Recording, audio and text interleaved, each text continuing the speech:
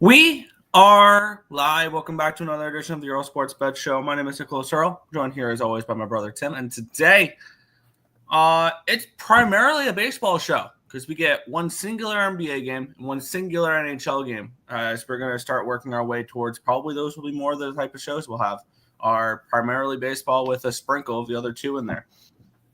But before we get into all that, quick recap of yesterday. Not good. Baseball was down for me. It was 3 and 4 down 1.03 units. The Cubbies' first five never in doubt. Paulie did not need 3 runs in the top of the 5th inning to cash that first five at plus 125. Thanks for nothing, Tampa Bay. First five, our team total over -1, loser. Oakland Athletics plus 110. Nice little winner there for the first 5 innings. So 2-2 in the afternoon games. Lost on the Nationals team total over 4.5. Got hooked on that one, of course, and then they lost the full game over as well because the Phillies didn't show up yesterday. They lose 4-2. The Phillies only putting up 2 runs, which is not very helpful when you have the over. But it is what it is. And then the Detroit Tigers did salvage the night a little bit. So nice little winner to end the night there. In the NBA, went 1-2. Incredibly frustrating on the later game, but the early game was nice. The Knicks got the job done. They win 116 to 113. They get the plus 105 winner there. The double up on the LA Clippers. They win the first half by 1. They win the full game by 6. So I got hooked on the -6.5 there, which was frustrating then. In the NHL, I'll talk about that game last. The Minnesota Wild, I mean, that was a close competitive game. Back and forth. I was fine with my plus 140 bet on that one there because I still don't think Vegas should have been -165, -170 in that game. And I would make that bet again. I do think that the Wild gave you the bang for the buck. No, the result was not in there, but the value was. Colorado took care of business in Game 6. They forced a Game 7 with a 7-4 win over the Stars last night, forcing the only Game 7 because there was handshakes in Edmonton as well. As for the 4th straight year, the Oilers eliminate the Kings. That was a great thing for me to wake up to this morning. Oilers -1, Oilers series live. So that was a very, very beneficial series there for me. The last 4 games have been awesome. Backing Edmonton, and regardless, it'll be Edmonton versus Vegas, which I need to take a look at what those odds are. I will be on Edmonton in that series. I will be on Edmonton, and I was already looking at the series price for another team, and of course, it's not bettable. But the one game I haven't mentioned yet, last night. Congratulations to the Toronto Maple Leafs for winning the Stanley Cup. They fought hard. They went all the way. Oh, wait, they just won their first round matchup. Okay. It felt like going through Leafs Twitter that they'd won the Stanley Cup. So I figured that was the case. It was not. They played a pretty decent game. They got out early, and though they tied it up late, the Senators, and that was a close game.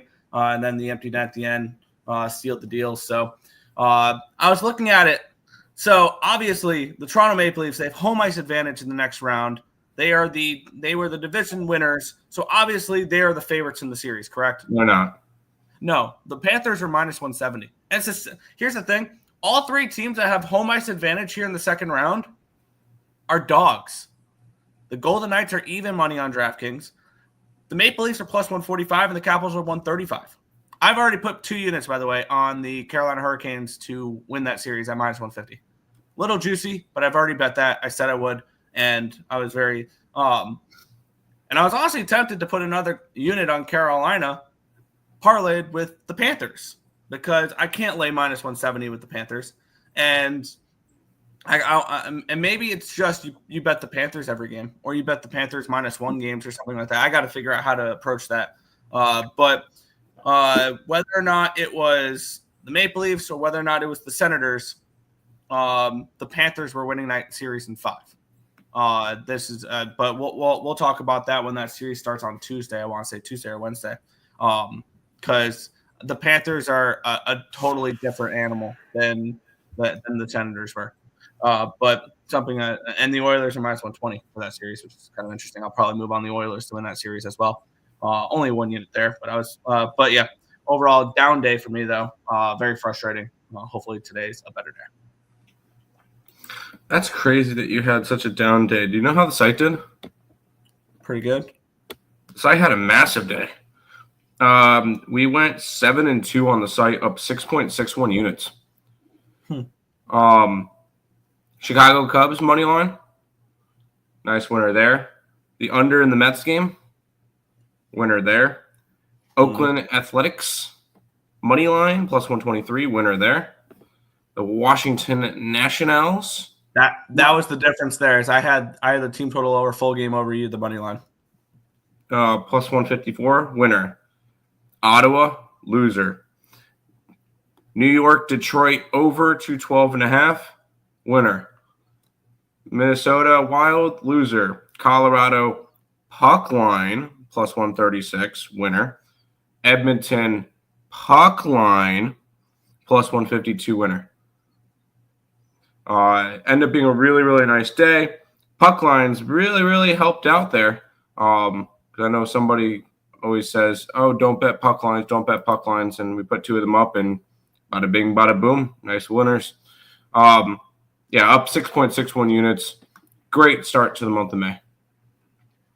There you go. And then also we'll quickly touch on day one standings in the for the May contest. You know who's in first place, Tim? Who? That fool. Hey, look at that. All right. Stop the count. No more. I win. All right, cool. Yay, I win May. All right, woohoo!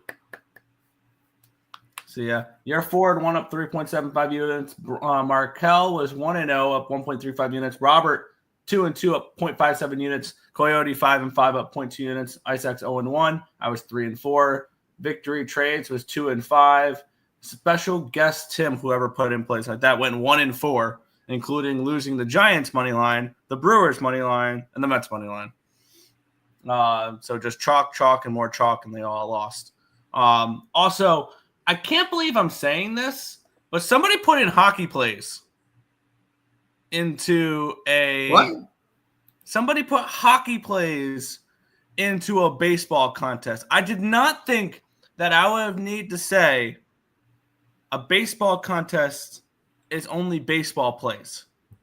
Okay? What? That's crazy. Yeah. But yeah, I just saw that and I thought it was kind of interesting. I have a feeling it was a troll because it was a stupid name, but that was beyond the point. But somebody put in hockey plays into a baseball contest. So just a friendly reminder. It's a baseball contest. Put in baseball plays. Thank you. But yeah, that's it. Cool. I will go say hi to the chat. Guys, it's only day 2 of the month, so there's no excuses not to join in. We have the baseball contest. Winner gets a t-shirt. Lex won last month. Nick, have you talked to him yet? He has not messaged me yet. All right. But he will be getting a ESB t-shirt heading his way for winning the contest. So if you guys are interested in winning an ESB t-shirt, or if you don't want a t-shirt, I know there's on the Teespring store, there's what is there? Mugs. Basically, you can win anything but the sweatshirt. Yeah, I feel like that's fair. Here, you know what? I'll even pull it up here so that you guys can see. We just want, so bada bing, bada boom. You got obviously the t-shirt. You can get it in black or white, doesn't matter. Tank tops. We're not doing not the sweatshirt. Another t-shirt. I thought there was more. There should be. But no, there should be more accessories. Oh, perfect. Hold on. Because if you guys are not interested in a T-shirt, then there's also phone cases for Samsung and for iPhone. And there's stickers and a mug.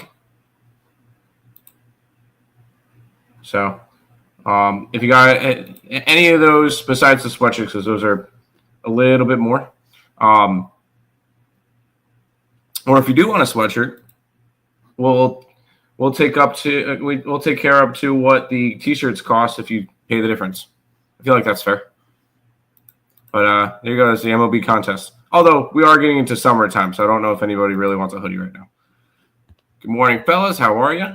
We're good. Astros did not get the job done. Oh, I know. Because the Astros played yesterday? Astros didn't play yesterday. So, of course, they didn't win yesterday because they, yeah. The Wild series was unreal to watch. Every game had me on the edge of my seat. Yeah, it was close. I mean, other than the ones the Wild won, which they dominated, and then they lost all the close ones. But yeah, that was a hell of a series. The Leafs made it out of the first round. Is this real life? Isn't it beautiful? It's good for the NHL when the Leafs make it out of the first round. Congratulations, Leafs. You get to play an additional 5 games against Florida. Up 0.2 units in the baseball contest yesterday. There you go. Nick, people can whine all they want about the lucky bounces, but the Avs dominated that game. Ottinger and his post were the only reason why this game wasn't 10-4. Yeah. Knew the contest was bad luck. I'll be on the Avalanche game 7. Yeah, victory. It's not bad luck. Try it again today. All right, end the contest. Tim wins. Yay! Who put hockey plays in? All right. Oh. Okay. So I got this. I got this for you. So what we're gonna do is we're going to present. And we're gonna pull up the thing. So here we go. Here's how you enter the contest. And what we're gonna do is we're going to go ahead and put the Warriors -5. And wait, hold on. Don't do that. That's a baseball contest. So the Warriors I thought you were gonna put Winnipeg money line in there. Or I'm gonna put the Jets in. Nick, I'm gonna put the Jets in. We're good. Oh wait, never mind. The Jets are hockey. They are not baseball. You cannot put them in the contest. So if I wanted to, the best way I could do this is I'm gonna put in the Nationals money line +145. That works. You know why, Nick? Do you know why that works? It's baseball? It's baseball. I put the team in, what the bet was, and the odds. But, hey, it's baseball. Not hockey. Not basketball. Not Counter-Strike. Not Russian table tennis. It's baseball. Oh, I can't put Igor moneyline in there? Oh, I mean, there's about 600 Igors, but yeah. I will do it. I will sign up for it Monday. Or hear me out, Brad. Sign up for it today.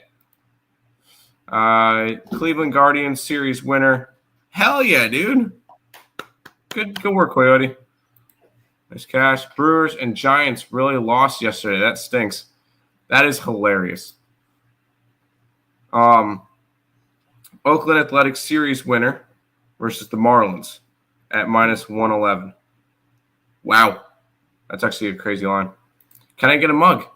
If you win a contest, I will 100% get you a mug. Nice. I love my coffee and my mugs. Tim, I will answer the contest, but be today or tomorrow. Let it be today. I don't even, Renee, what's going on in the contest right now. Leafs, Stoley's the GOAT. You know who got it done? Houston Rockets. They play tonight. And because the Nuggets series went 7, that series is going to end in 6 because they only need 1. Florida in 6. 5. No. Florida in 5. Leafs in 7. The Leafs win Game 3 in Scotiabank Arena, and it's a gentleman's sweep. It's the exact same script as Carolina, New Jersey. What if you tie a baseball play with another sport? No. No. I know you're just messing around, but people will actually do that, so be careful. People actually do that, so no, it can't be. It can't be. Oh, I'm going to do the Yankees money line with the Jets money line tonight. It can't be that, or the Warriors money line. It can't be that. This contest blows. You know what? Good night. Yeah, you're not even in the contest, so you really can't talk shit. I want to do the enter the Astros against the White Sox. Is that fair for me, or is that okay? You can put in whatever you want. No juice limits. Just know if you put in a play that's minus 300 and you lose 3 units. Yes. So we're betting the Nuggets game 7. Ooh, that's the question, right? That's a great question for Tim. Hold on, I will. Tomorrow. Yeah, I know. I will say one thing I noticed that's different from game 2 and game 5. The Nuggets are actually favorited tomorrow. The Nuggets are a 1-point favorite. So I'll be damned. They're not a dog. Leafs in 6 or 7. Yes, Leafs. I'll do it today. There you go, Brad. Wait, I think I'm 1-0 in the contest. There you go. Yep. But Nick, we'll start off with basketball, right? Oh yeah, we're starting off with hockey here. We have the Washington Capitals taking on the Columbus Blue Jackets. The Blue Jackets are minus 160 with a total of 8.5. Jeez, they're expecting basically no goalies in it. Oh, wait, my bad. Cincinnati Reds taking on the Washington Nationals. We have the Reds minus 160 favorites with a total of 8.5 in this game. We have my Cy Young pick on the mound for the Cincinnati Reds in Hunter Green. Line opened up at a 160, it's now 177, so we do have a decent move towards them. Line opened up at an 8.5 at even money, it's now 8.5 minus 120. Taking a look at the cash flow in this one here, let me switch over to May 2nd for the cash flow in this one. And let me grab my spreadsheet.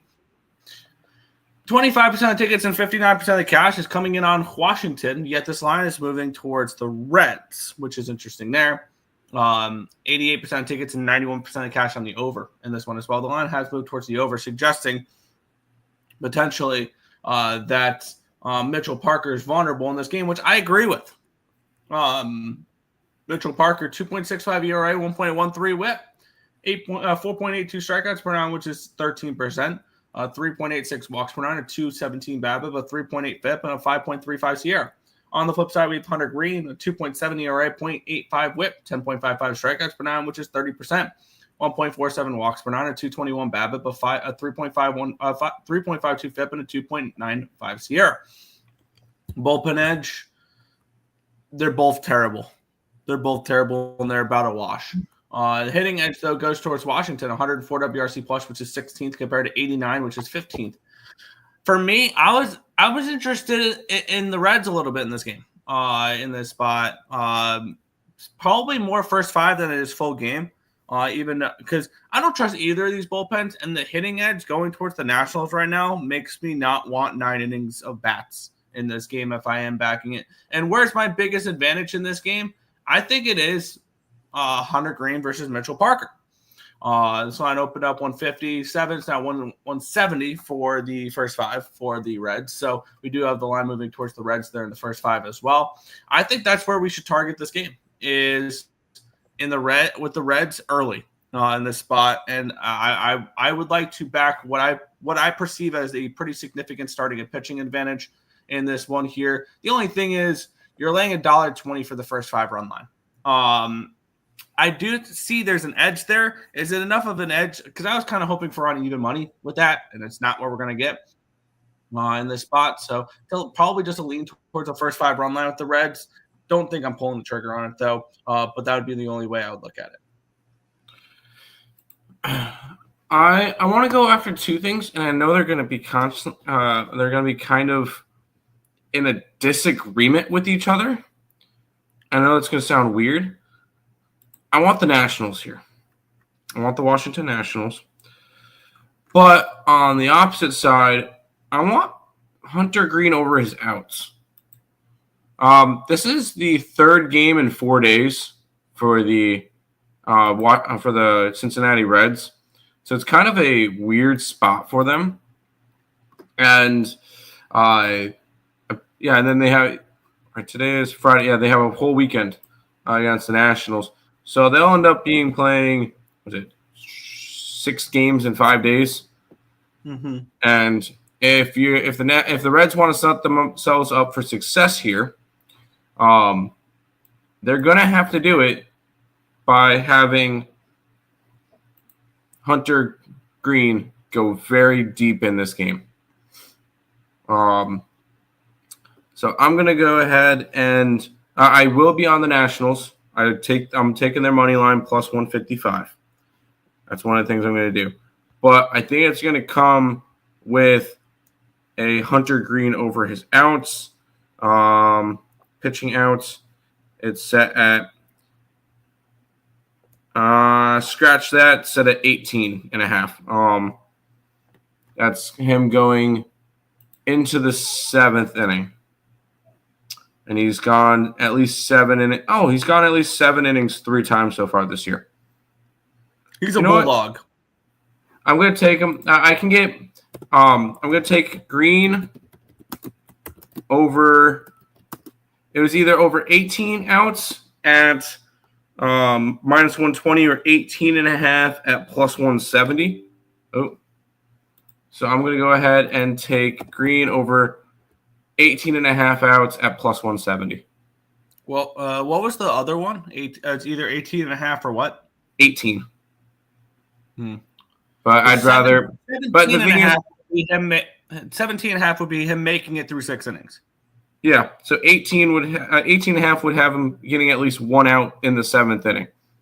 Yeah. So maybe, and I know you're on the opposite side for the side here, but maybe if you like Hunter Green to have a good game, bring it down to 17.5, say get it through 6 innings, and then tie it with the Reds money line. Well, I don't like the Reds. I'm on the Nationals.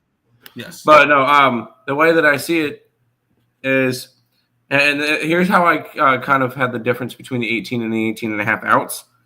I'm not going to play for a push. I feel like if he's going to go 7 innings, if he's going to go out there in the 7th, he's going to get an out. And if he only goes 6 innings, so be it. The last 2 starts, he went 3 against the Baltimore Orioles, got blown up for 5 runs. And then he went 6 innings in Rockies. Previous to that, he went 7, 8 2/3, and 7. I think he can go deep into this game. That's yeah. Which also can make him. I wonder what the first 7 minus a half is for the Reds. If we think that he can make it through 7 innings, it'll probably be a cheaper price. Maybe. I don't know. Is there actually first 7s? There are first 7s. First 7 is a thing. And I believe it's on Bet365. I'm kind of interested. I don't bet those. It's like because they have first inning, first inning, first 3, first 5, first 7, and then obviously full game. Right. I want to take a look what that is. I'm not going to bet it because it's just not something I particularly do. But I would look to see what let's see.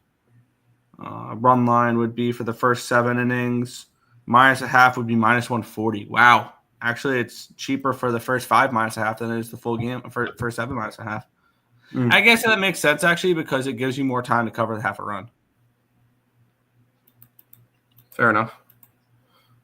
But Nationals and Green over his outs. Fair. I'm going to do the Astros today. Shocker. It's just like Marco's coming in and telling me he's going to be on the Warriors today. Only 1 NHL game tonight feels kind of weird. It's kind of nice. Reds minus 1.5. No, thank you. I would lean that way. What did you guys have for breakfast? I'll be honest, I haven't had any breakfast yet, but I'm currently staring at the donuts we got yesterday. Yeah, and they look really good right now. I'm staring at that churro donut. It just looks. Anyways, you shut up. Well, no, we got there's a place called Soul Donuts, Soul Cafe, and they have some really good looking. Anyways, sorry. Now I'm hungry. Eggs and damn it. Now I'm freaking hungry. Stop talking about food. Reds first 5. Nats come back and win. I could totally see that. I can see it. Tim, if you want the Natties, why not take their team total over? 100. Because I think Green has a good game. If anything in this game, Nick, I'm looking at the under, just because I could easily see this one being a 2-1 win for the Nationals. Last time Green got pulled out in the 4th inning, the Natties blasted him 6-0. Well, we'll see how it goes today. Here's the deal. Either Green's gonna go deep into this game, and the Reds are gonna win, or the Nationals are gonna win this game. And either way, I'm hitting either plus 155 or plus 170. Yeah, that's a little bit sketchy on that line. I don't want to talk about food because I'm getting hungry now. Natty's team total is 3.5. Can the Reds even hit lefties? 89 WRC plus. So, and that which against lefties is middle of the pack. It's 15th in baseball. The team total over 4.5 is kind of interesting, minus 115, especially with my numbers projecting Mitchell Parker at a 5.35 Sierra compared to a 2.65 ERA. Suggests to me that he's been getting lucky. Yeah. There you go. Nice hat neck. Colorado Rockies, nice. Colorado Rockies win another game and hit second career save by Mr. Zach Agnos. Love it. He is now. I feel like he's firmly into that position as the closer for the Colorado Rockies. I believe he's gone 7 1/3 of shutout innings. Hell yeah. Yeah, you got to buy and make it. Okay. Bet. Yeah. Yes, I'm hungry. Let's keep rolling, Nick. Yeah. Quicker we get through this, the quicker we can go eat. San Diego Padres minus 155 road favorites, total of 8 in this game. Let's take a look at the pitching matchup here where we have Dylan Cease taking on Mitch Keller for this one here. Let's take a look at the line history. We have this line opening up at a 130. It's now all the way to a 154, so a massive move towards these Padres. Line opened up at an 8 minus 115. It's now an 8 minus 108. Taking a look at the cash flow in this one here, 77% of the tickets, 80% of the cash is on the Padres in this game. So lines move towards them. And then we have 96 on the over. Dylan Cease, a 5.76 ERA, 1.62 whip, 10.92 strikeouts per 9, which is 26%. 3.64 walks per 9, a 388 BABIP, a 3.18 FIP, and a 3.60 Sierra. On the flip side, we have Mitch Keller, 3.97 ERA, 1.29 whip, 6.88 strikeouts per 9, which is 17%. 2.91 walks per 9, a 290 BABIP, a 3.55 FIP, and a 4.39 Sierra. Bullpen edge, Padres. Hitting edge, Padres. 105 WRC plus, which is 13th, compared to 82, which is 27th. I'm interested in the Padres in this game here, and I feel like if I'm interested in the Padres, I probably should pull the trigger on the Reds too, because it feels like a very similar situation. Bigger favorites with pitchers I have with the opposing pitcher I have for a little bit negative regression. Actually, for me, it's more Dylan Cease positive regression, considering his ERA is up in the high 5s and his Sierra is 3.6. So I do expect better from Dylan Cease, and I think he can shove against a Pirates team that really is one of the worst in baseball against right-handed pitching, 27 WRC plus. I think this is the positive regression game here for Mr. Cease, and I think that we see something I think. Do I really want to take them both first 5? Because I see an edge first 5 in full game with the Padres here.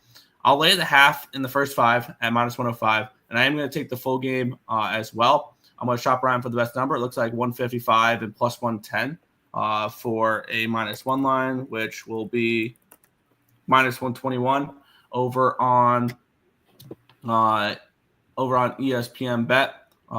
So I'm going to go ahead. I'm going to grab Padres first 5 and full game in this one. Minus 121 full game.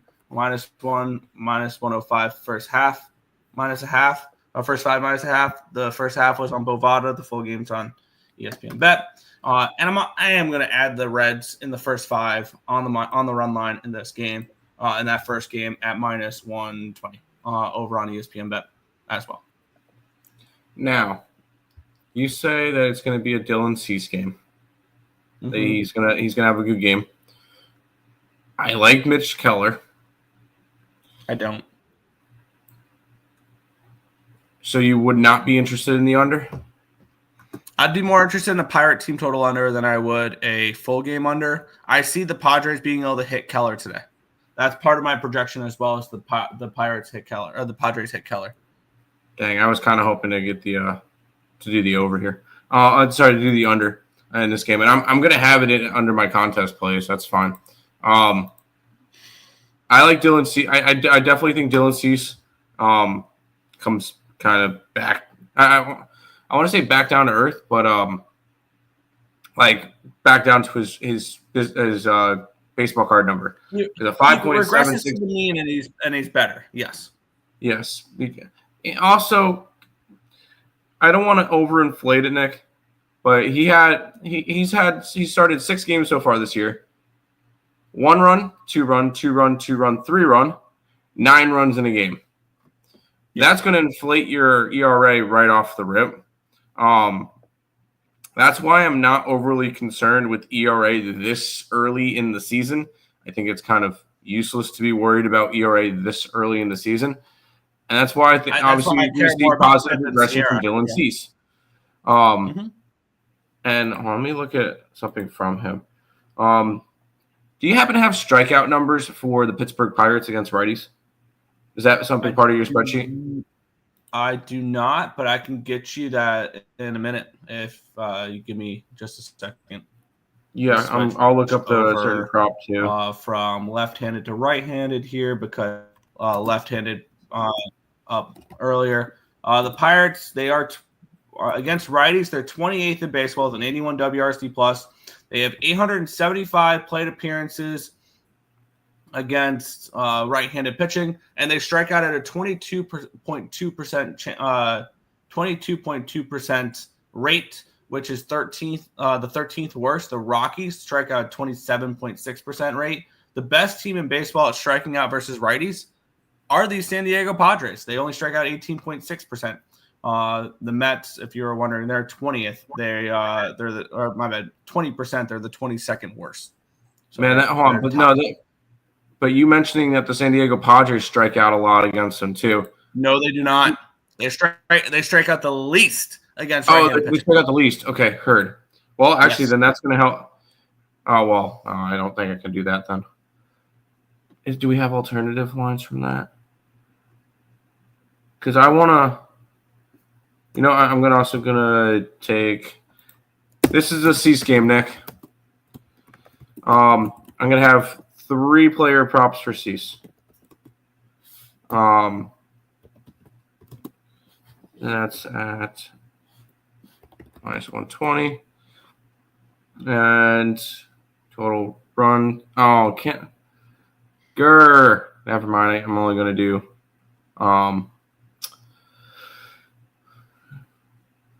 Does he walk a lot of batters? I wanted to do under earned runs, but it was 2.5 at -160. He walks too many batters. Got 2 props, so I'm going to take the under in this game. Cease over his strikeouts at +105 over 6.5, and Cease under 4.5 hits. No, is that hits or earned runs? Hits. Under 4.5 hits today at -120. Fair. Yeah, I like the angle of Cease pitches ball today. Yep, me too. Padres pass. Gavin Lux over an RBI. Padres team total over. Nick, Tim, thoughts on the Astros against the White Sox? They're playing at 6. We'll talk about that in a few minutes. They play at 7:40. And I probably lean White Sox, but come on. No way we have a cash cow today. Do we? Maybe the Yankees? That's 240. I wish baseball let you do a no-hitter through until 5. Yes, we do. It's the Yankees. We'll see. We'll get there. Let's head to this game, Nick. Yeah, by the way, absolutely they are. They absolutely are. But let's get into the next one here. The Arizona Diamondbacks taking on the Philadelphia Phillies. The Phillies -145 favorites with a total of 9 in this game. Let's take a look at the line history in this one here between Merrill Kelly and Jesus Lizard. Minus 150 was the opening line. It's now 143. Line opened up 8.5. It's now 9, and it's juiced towards the over, suggesting we might get some 9.5s potentially popping up soon. Taking a look at the cash flow in this game, 72% of tickets and 47% of the cash on the Phillies. The line's moving towards those D-backs. And then we have 90% tickets and 84% cash on the over in this one, and the line moving towards the over pretty significantly. Merrill Kelly, a 4.41 ERA, 1.10 whip, 6.89 strikeouts per nine, which is 19%. 3.31 walks per nine, a 207 BABIP, a 4.73 FIP, and a 4.48 Sierra. On the flip side, Jesus Lizard, 1.73 ERA, 1.0 FIP. Yeah, Jesus Lizard, Jesus Lizardo. 10.16 strikeouts per nine, which is 28%. 2.48 walks per nine, a 301 BABIP, a 201 FIP, and a 3.11 Sierra. The bullpen edge goes towards Arizona. Hitting edge goes towards the Phillies. 101 WRC plus, which is 17th, compared to 82, which is 18th. And for me in this game, I really don't know if I'm getting involved with it. I don't know if I agree really too much with the line moving down or with the line moving up. I kind of thought these two teams could play a little bit more towards the under, especially at a 9.5. If you're getting a 9.5, I'd probably lean in that direction. I kind of disagree with this line moving here. I'm not going to step in front of it. But I mean, usually when we see line movements like that, where it looks weird, I'm like, yeah, usually the pitcher will regret. I mean, should Luzardo regress? Yeah, he's throwing a 1.73 ERA so far this year with a 3.11 Sierra. He absolutely should regress. But regression for him is pitching in the 3 ERAs, not the 1s. He's still pretty good. Merrill Kelly, I expect, actually his advanced metrics say that he's about where he's supposed to be. So for me, honestly, not a game I'm going to get involved with. I think there's better ones on the card. And I think I'll be on the next game and the next game. So I'm not going to try to bet every game and this is not what I'm betting.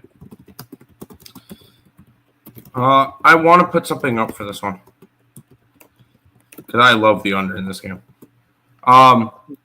Jesus Lizard has been very solid this year. And I knew that we were kind of high on that, or I know me and Higgs were high on him when he was with the Marlins. Jesus Luzardo is a stud, and I was kind of annoyed when the Phillies got him because he's a very, very good pitcher. And I could easily see him shutting down this Arizona team. On the opposite side, you know my opinions on Merrill Kelly. I think I really like his stuff. Like, he is a really good pitcher. And he is if anything, I see him as a very, very similar spot to Dylan Cease. And why would I say that? Well, he's pitched 6 times this year. Everybody sees his ERA is at what, 4.41. He's allowed 1 or 2 runs in 5 out of his 6 games. He had 1 bad start in Yankee Stadium where he allowed 9 earned runs in 3 2/3. That's all for his bad pitching. He's been amazing since then, and I want to back him. And the best way I feel like I could back him here is I'm going to grab the under 9.5. So I'm gonna ride with under 9.5 here. And I want to put it up on the site. See, yeah, you're comparing Merrill Kelly to Dylan Cease. The one thing I will wholeheartedly disagree with that is actually Merrill Kelly's advanced metrics are actually slightly higher than his ERA. His FIP and his Sierra are higher than his ERA. Dylan Cease has a higher ERA but a lower FIP and a lower Sierra. I project more positive regression for Dylan Cease than I do for Merrill Kelly, and I don't think it's close. So for me, there is a pretty big difference between those two. That's fair. I see them as very similar because I was high on both of them coming into the year, so I see them as very similar to me. Fair. But I personally do not. That's fair. Wow, lots of comments for this game. Lean D-backs, but pass. Coyote, aren't you a D-backs fan? Is it a good game to do D-backs money line? I want the D-backs to win today. I think that would be great if they did. So go D-backs. But I'm going to take the under. D-backs, Valdez and Yance. We'll talk about the game in a little bit. Not everything revolves around the Houston Astros. D-backs smash lefties. D-backs team total over. Corbin Carroll. Eugenio Suarez. Both hitting homers today. I hope it's an under game, so I hope they don't hit homers as much. But Solo shots. I lean over. The D-backs going to take me out of the contest so fast if I submit all these Diamondback plays. That, or it's really going to boost you up if they go crazy. Nope, White Sox. Fair. Nick, did we say that this one was a cash cow? Yep. Let's get into it. The New York Yankees are taking on the Tampa Bay Rays. Minus 220 for the Yankees, total of 8.5. Let's talk about it. We have Max Fried Chicken taking on Ryan Pepiot in this one here. I like Pepiot personally, but here's the thing, and I know I get it. He was a Brave before he was a Yankee. I've always been a fan of Max Fried. I like the way he pitches. I like his arsenal. I like him overall just as a pitcher, regardless of what team he's on. Line opened up at a 200, got up to a 210, it's all over to a 239. Line opened up at an 8, it's now an 8.5. And then we have 91% of the tickets last time I checked. 91% of tickets, 97% of the cash is on the Yankees. The line's moving towards them. They are a cash cow today. Ryan Pepiot, 4.24 ERA, 1.38 WHIP. 9 strikeouts per nine, which is 23%, 3.18 walks per nine, a 293 BABIP, a 5.27 FIP, 5.29 FIP, and a 3.80 SIERA. On the flip side, Max Fried, 1.43 ERA, 1.06 WHIP, 7.88 strikeouts per nine, which is 21%, 2.15 walks per nine, a 264 BABIP, a 2.97 FIP, and a 3.64 SIERA. The bullpen edge going towards the Yankees. The hitting edge is a massive one towards these Bronx Bombers. They are the best team in baseball versus right-handed pitching. I did not think they were going to be a top hitting team this year, but they have been. And on the flip side, the Rays are 24th against lefties, 72 WRC plus. Yeah, this is Yankee run line for me. Minus 110 over on BetMGM. I'll go ahead and pull the trigger on that. And I feel like everything else is probably too expensive for them. Yeah, you'd have to lay a -1 in the first 5 in order to be any type of value there. Maybe this is also a Yankee team total over if you're interested in that. But I feel like a lot of cash cow games generally go under the total as well. So for me, it is the Yankees on the run line. Yeah, I feel like when it's going to be Yankee run line here, it's Yankees are going to win this game like 3-1, 4-1, something like that. Let's see. Do we have outs? Yes, we do. We're going to take some more pitching props. Max Fried Chicken. We're going to take him over his outs. And that's another 18.5 at plus 120. I think he goes deep into this game. I think he shuts down this team. Unfortunately, I wanted to take him under hits allowed and under earned runs. His earned runs are at 2.5 at minus 175. Gross. His hits allowed are minus 175 for 5.5. Also gross. I wonder if I can run markets. No. Game props. I want to actually that works. Yankees money line parlayed with Max Fried over 4.5 strikeouts. And that's minus 120.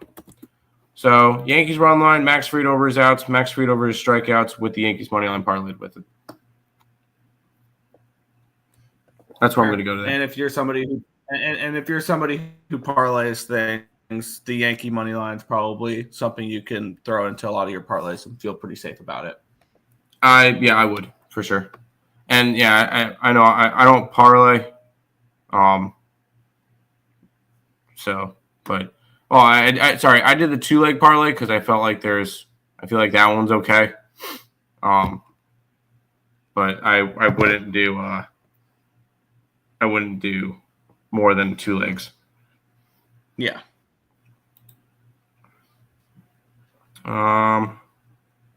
Rob, don't go down 20 units that fast.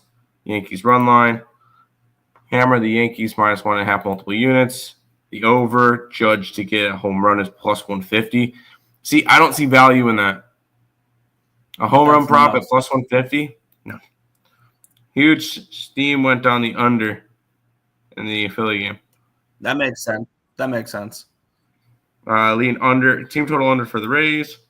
Yankees money line, Dodgers money line, parlayed. They play the Braves.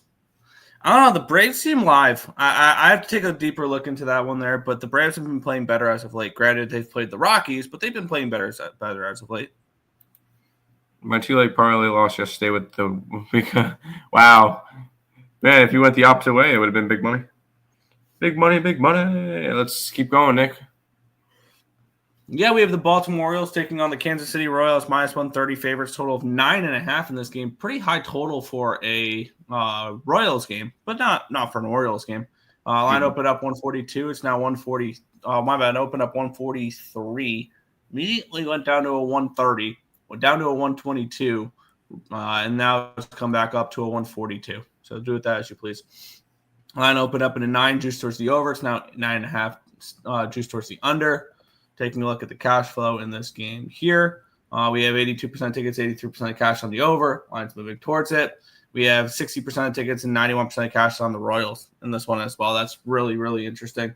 Michael Wacha, 3.380 ERA, 1.25 whip, 7.31 strikeouts per 9, which is 19%.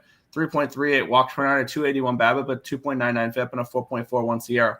On the flip side, Dean Kramer, 7.04 ERA, 1.57 whip, 5.87 strikeouts per 9, which is 14%, 2.35 walks per 9, a 317 BABIP, a 5.62 FIP, and a 4.69 SIERA. Bullpen edge Orioles, hitting edge Orioles, 120 WRC plus, which is 5th against righties, compared to the Royals, who are 29th in baseball against righties, 74 WRC plus. As bad as the Royals are against left-handed or right-handed pitching, I think they can still get to Dean Kramer in this game. And I absolutely do believe that the Orioles can hit Michael Wacha, because Wacha, his numbers are. I mean, I feel like he should be pitching in the mid 4s, and he's throwing to a mid to low 3s, which I don't think is going to continue here. So I would look towards him getting hit in this one here. And yeah, I'm going back to it here. I feel like the only times I'm not going to take first 5 overs in Orioles games is when they face lefties, until they fix their lefties problems, because lefties dominate the Orioles. They hit righties though. First 5 over 5 -115 here for me. Yeah, we're going back to the first to the over in this game in general, and I kind of want to take some interesting props. I've been kind of just looking at props and seeing what I could do with it. Try to kind of get my play in the game, and then something to kind of correlate with it if I like something in that game like that. We like the over in this game. So let's take both pitcher out props under. Kramer under 16.5 outs. Wacha under 16.5 outs. -110 for Kramer. -115 for Wacha. And saying that both of them could be out of the game by the 5th inning, and this one's going way over the total. I at least think one of them hits. I like the over in this game, so I'm going to take the pitcher props under as well. I feel like if you like that, then you would look more towards the pitchers over earned runs potentially, or I look at that. I did look at that. Kramer's earned runs is 2.5 at -145. Wacha's earned runs are 2.5 at -130. If they were both up at the 3s, and I could have gotten plus money for it, different story. Those are too big of lines. Fair. Yes.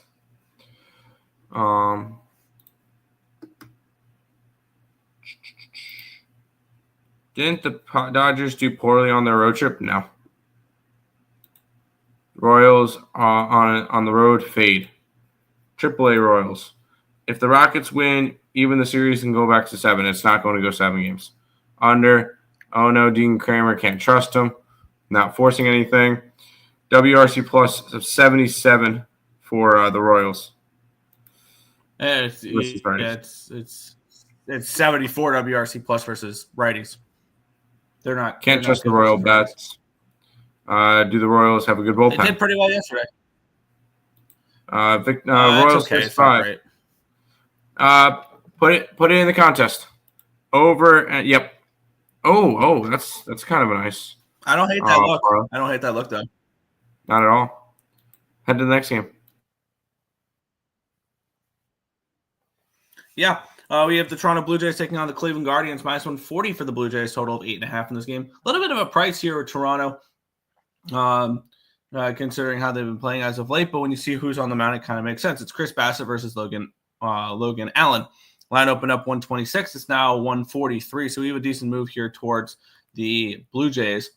And then this line opened up at an 8 at -120. It's now 8.5 -105. So a slight move towards the over here as well. Taking a look at the cash flow in this one, we have 60% of tickets and 67% of cash on the Jays. The line's moving towards the Jays.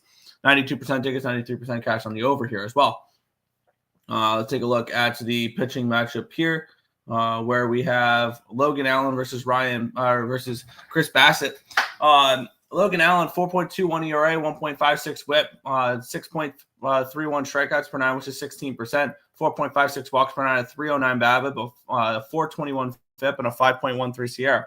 On the flip side, Chris Bassett, 2.62 ERA, 1.17 WHIP, 10.22 strikeouts per 9, which is 27%. 1.83 walks per 9, a 330 BABIP, a 2.35 FIP, and a 2.98 Sierra. Bullpen edge going, actually, believe this, Tim, towards the Toronto Blue Jays as of late. Their bullpen's been awesome. And the hitting edge goes towards the Blue Jays as well. 122 WRC plus, which is 5th. Damn, today's really going to be favorite Friday for me, isn't it?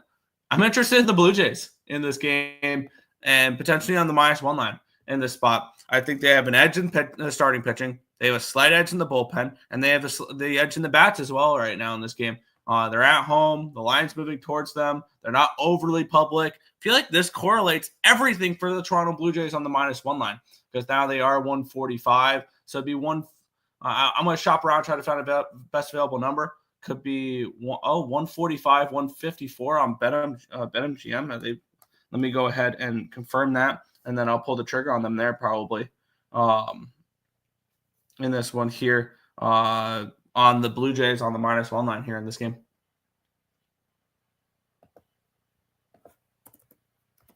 You're muted. Oh, sorry. I was mentioning something to Destiny real quick. I'm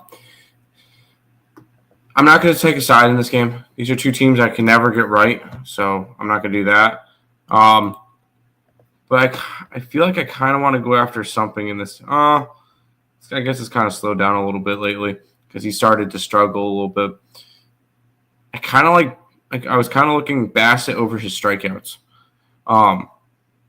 because he, even when he's not like the last couple of things, 3 strikeouts and then 5 strikeouts, but he's been pretty solid with the strikeouts, and been very consistent. I know he was looking really good. 5.5 is the number on that one. What were the strikeout numbers for the Guardians? The Guardians against righties. I can get the Guardians against righties. They have a strikeout rate of 20.5%, which is about middle of the pack. Actually, they are. Let's see. They are the 11th best in baseball at not striking out against righties. So they don't strike out much. The Toronto Blue Jays are the second best at not striking out, 18.7% of their at-bats against righties, even though they're only putting up an 83. Oh, wait, no, my bad. Well, that's completely irrelevant because they're going up against a lefty today against Logan Allen, which against lefties The Toronto Blue Jays are still one of the best at not striking out. 122 WRC plus, only 274 plate appearances, but a 20.8% strikeout rate. So they're pretty good against with not striking out. Once again, the Rockies. Logan Allen's strikeout prop is 3.5, and it's minus 185 to the under. Yep. And of course, the worst team in baseball striking out against lefties, the Rockies, 29.2% in just 343 plate appearances. Team total over and team total under for the Royals is calling your name. I don't. Meh. Yeah. I need a direct office. No, don't do that. Indians money line victory. The contest is bad luck. No, it's not. Royals bats are ass and O's love scoring late. Why I took them first 5. Yep. You have no idea how rare it is for me to have a down day, and the day I join the day I lose money. Obvious bad luck. No, it's not. That's loser attitude. Okay. Maybe it just shows that you might not be as consistent as you think. Just saying. Obvious badly. Yes, I asked Siri, and we can't go to Game 7 on Sunday. I mean, you guys can make it to Game 7. I just don't see it happening. Blue Jays team total under. I'm looking at Fangraphs for WRC plus stats. I have no idea what I'm looking for. Yeah, it's spreadsheets and charts. It's kind of fun.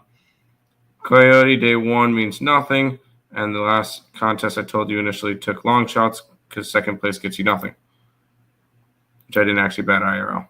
Okay. Yes, you lose on purpose. Happy Joe Ryan Day. You're talking your way out of me not continuing the contest, and I know how bad it will hurt your feelings. I mean, you do what you want to do. We're just trying to have fun and give out T-shirts. Some people just take it a little bit too seriously. Victory trade. That's why I'm on the team total under. Just chill. Honestly, I wouldn't mind you not in if I'm being serious. No, Cody, I don't think you really have to worry about him though. You just have to worry about the cappers that actually win games. But I want to, more support. Supness, victory trades is definitely 446. I'm thinking the same thing. Facts. Also, Lex, text Nick for your T-shirt. Yes. I won. I'll keep one of my favorite quote. I'll quote one of my favorite Christmas movies. Yippee-ki-yay, motherfucker. Yes, you did. Congrats. There you go. Let's keep on rolling, Nick. Yeah, we have the Minnesota Twins and the Boston Red Sox. The Twins are minus 105 favorites with a total of 9 in this game. Taking a look at the line history in this one here. Line opened up 103. It's now 120 for the Red Sox. It's now 103. So a decent move towards these Twins. Line opened up 9 at plus 105. It's now 9 at minus 103. So we have a move towards the over here as well. Taking a look at the cash flow in this game, 75% of tickets, 77% of the cash on the Red Sox. Yet this line's moving towards the Twins. And then we have 93% of tickets and 95% of cash is on the over here as well. We have Brian Bayo taking on Joe Ryan. Joe Ryan at 3.18 ERA, 0.91 whip, 10.32 strikeouts per 9, which is 29%, 1.06 walks per 9, a 272 BABIP, a 3.49 FIP, and a 2.81 Sierra. On the flip side, we have the Red Sox, Brian Bayo, 3.27 ERA, 1.45 whip, 10.73 strikeouts, 5.73 strikeouts per 9, which is 15%, 4.91 walks per 9, and 258 BABIP, a 6.35 FIP, and a 5.07 Sierra. Bullpen edge, slight edge towards the Red Sox. Hitting edge goes towards the Red Sox as well. 112 WRC plus, which is 8th, compared to 100, which is 19th. I want to take a look at what this first 5 has done. Because I do think the bigger edge I have in this game is Joe Ryan versus Brian Bayo.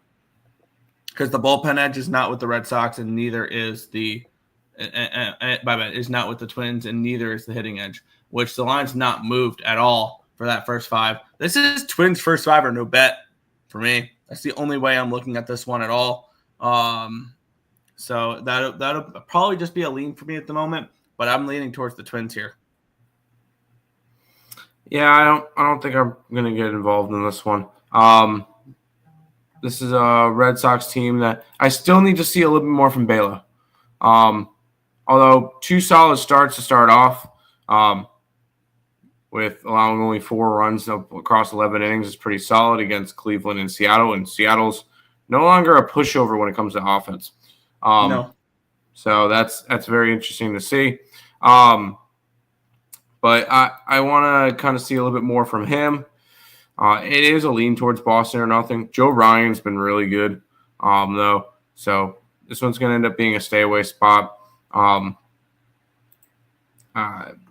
like a couple other games. There's a couple games that I kind of looked at and went, I'm good for today. So I'm going to just stay away from this one.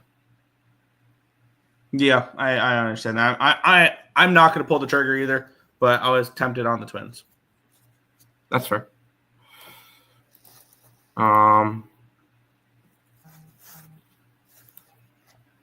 Red Sox run line.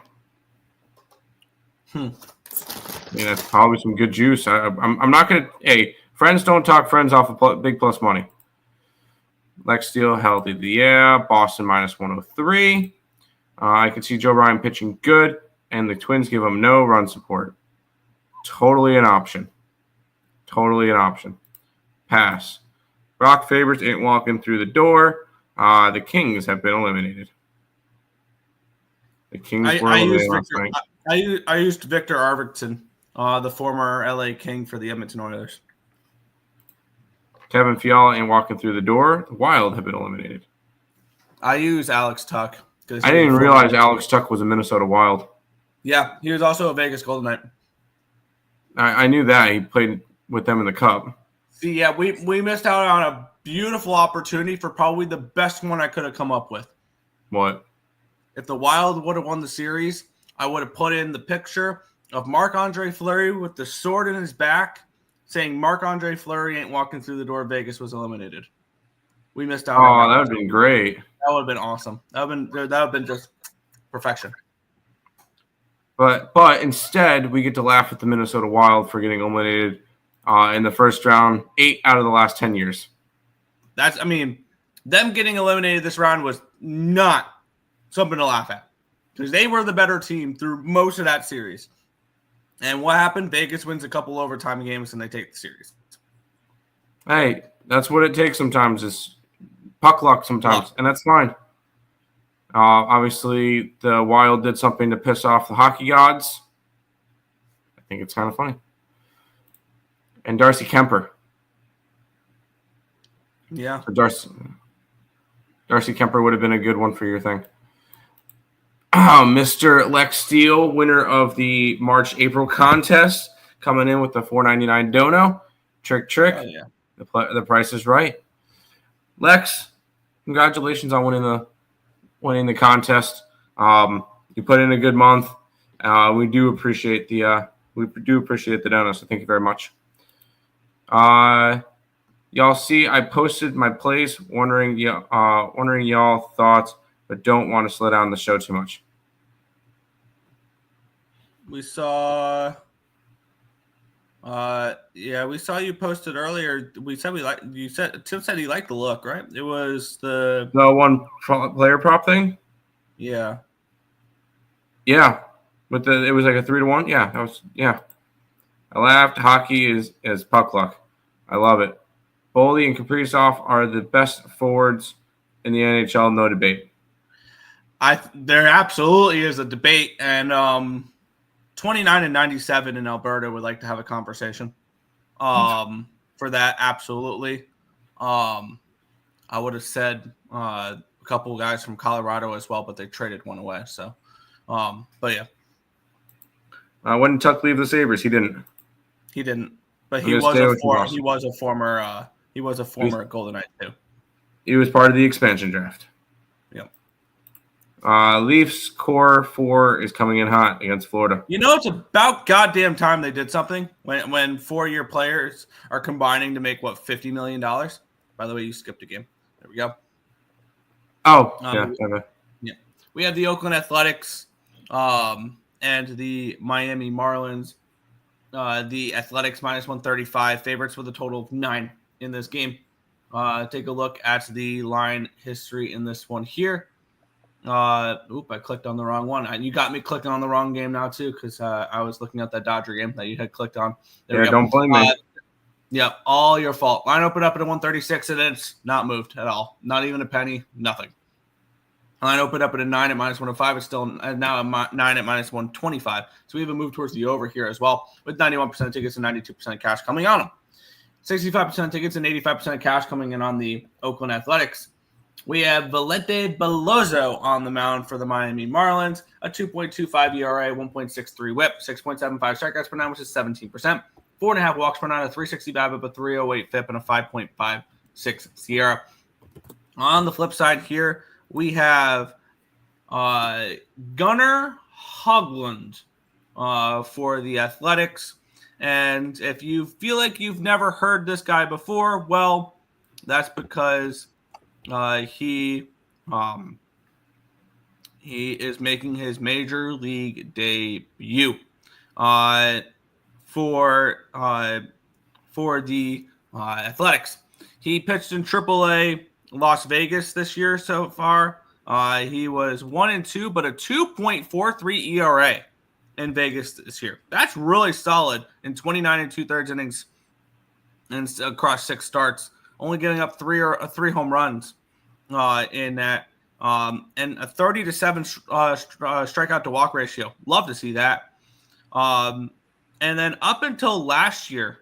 Now, last year, he didn't, did he not really? No, he didn't. Actually, the last time he actually hit was in the Florida Coast League. But out of college, he was a starting pitcher, a right fielder, and a first baseman. He played for the Rebels of Ole Miss in 2019, 2020, and 2021 before he got drafted, where he got drafted 36th overall by the Pittsburgh Pirates in the 2018 draft. He actually opted to go to college after being drafted in basically it was the compensation pick round. He opted to go to college where he went to Ole Miss for 3 years, and then he got drafted in the first round of the 2021 draft, 19th overall to the Toronto Blue Jays. He bet on himself going to college and then improved his draft stock 17 spots. So this is obviously a highly touted prospect for the Oakland Athletics. I want to take a look at one more thing as well. I'm not betting this game. I want to see what Hoglund looks like first. But I have a feeling that he is somebody that the Athletics really like. And actually it looks like he's wow. That I wonder if this shows that just how good this farm system is for the Athletics. And I'm actually going to lean towards that way. Hoglund was the 14th rated prospect in the athletic system, according to MLB. So kind of interesting there. But pass for me. I'm taking my normal Oakland stuff. Although I did take run line today for the contest just because I wasn't laying minus 140. So I'm not doing that. But Athletics minus 1.5. Team total was 4.5 and minus 130. Rooker over his bases and Butler over his bases 130, 115. It'll get done. What do you call it? I need to update the Oakland numbers still, and I will. It's been a crazy week. I might be able to have some time tonight to do it. We'll see. I'm not 100% sure, but I will be updating those soon. But Oakland everyday experiment. Fair. By the way, I saw something kind of interesting. I saw a post on on Twitter here from a Mets source. It was a Mets insider, I think, saying that heading to St. Louis potentially to join the Mets, and there's an open spot on Sunday for a starting pitcher. No, it's not Brendan Sprout. It's Blake Tidwell. I like that. The Mets could be starting Sunday. I like that. A's -1. I picked VGK to win, so don't at me. I had VGK as well. I have VGK going to the Cup, so there you go. I had the Wild at 7. I still don't hate that pick.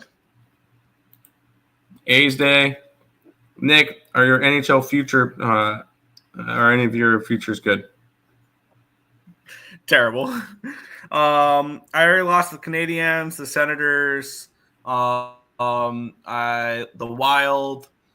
I think the only ones I have alive still. I won the Oilers. I lost the Devils, the quarter unit sprinkle, for the down 2-0 system.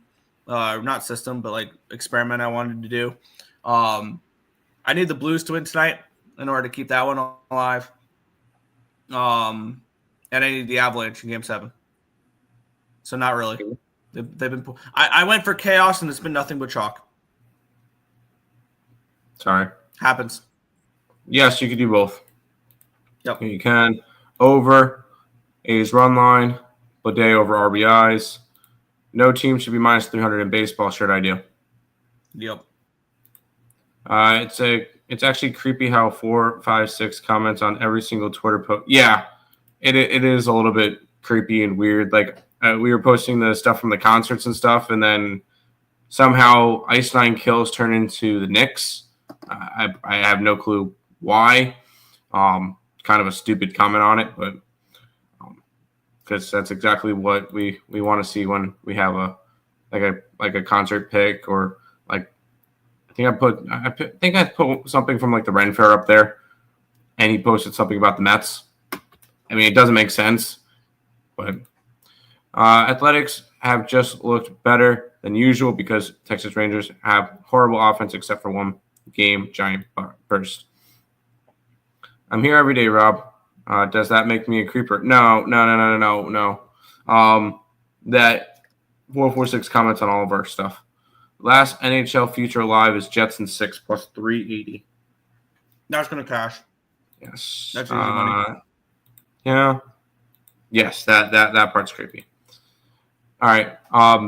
Nick, I'm going to have to step off stream for a couple minutes. And Steph's bringing the one dog over, so we're going to help get that all set up, and then I'll be back in a couple minutes. Okay. We have the LA Dodgers taking on the Atlanta Braves. The Dodgers are -170 road favorites with a total of 9 in this game. Let's take a look at the line history between Yoshinobu Yamamoto and Grant Holmes. Line open up at a 155. It's now 172, so we do have a decent move towards these Dodgers. Line open up at 8.5. It's now 9. Move towards the over here as well. Taking a look at the cash flow in this game, 88% tickets, 94% cash is on the Dodgers. The line's moving towards them. 93% of tickets and 96% of cash on the over as well. And the line is moving towards the over. Yoshinobu Yamamoto has been unbelievable. 1.06 ERA, 1 whip, 11.38 strikeouts per 9, which is 33%. 2.91 walks per 9, a 276 BABIP, a 2.29 FIP, and a 2.51 SIERA. On the flip side, Grant Holmes, 4.5 ERA, 1.25 whip, 8.36 strikeouts per 9, which is 22%. 5.46 walks per 9, a 191 BABIP, a 5.47 FIP, and a 4.82 SIERA. Bullpen edge, Dodgers. Hitting edge, Dodgers. 129 WRC plus, which is 3rd, compared to 104, which is 15th. The line moving towards the Dodgers makes sense. Probably the Dodgers do take care of business in this game. They absolutely should. They are the better overall team. They got the pitching advantage. They got the hitting advantage. They got the bullpen advantage. The only thing is they're on the road. And for me, this line moving towards the over tells me Grant Holmes is absolutely vulnerable, and I do think the Dodgers bats get to him. So maybe the look is the Dodger team total over. Instead of laying a run line at -105, maybe it's a team total over. I want to take a look what that is real quick, which is, 4.5 at -140. Yeah, no, I'm good on that. So I think they just did a good job pricing us off of the Dodgers in this spot. I do think the Dodgers win. It's just how would you like to approach it? And for me, it would have been team total over, which is too expensive. I don't want to lay a minus run line with them on the road. So that's something there. Am I frozen?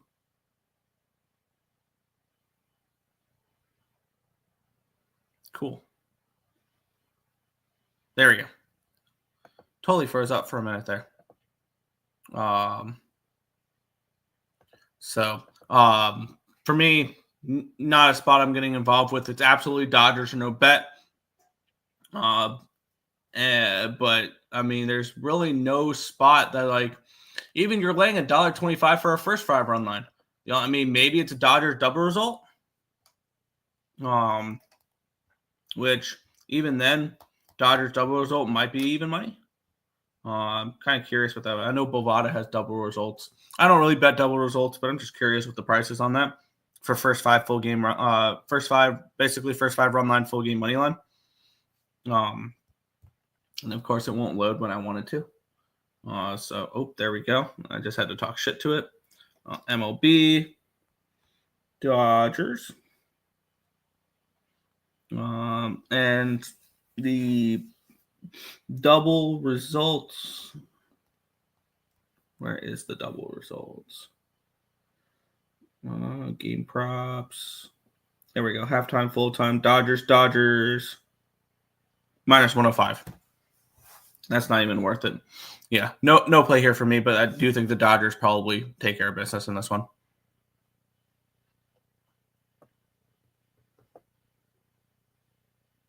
Let's see.